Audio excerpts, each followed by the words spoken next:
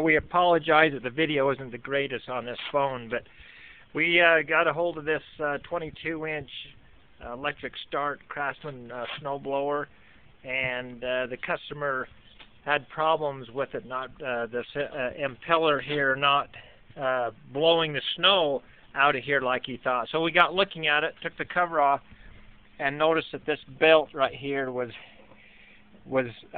too loose.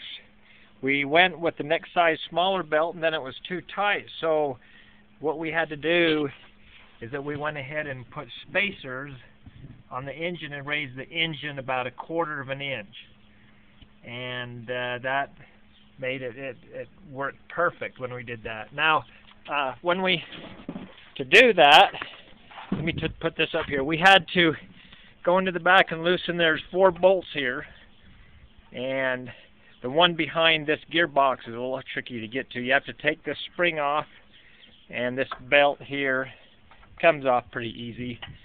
And there's a little pin here that we pulled out, so this gear slides over, and then we're able to get to these 3 bolts easy. This one you had to use a box open end wrench back in here and just gradually take it out, and back that engine off eventually enough out so that we could get these spacers in. And so anyway, just a little information on how to get this snowblower to work right.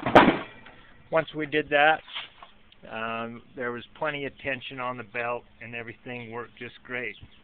It's a good snowblower, except for this little problem. I think it's actually a factory defect when they put this together at the factory.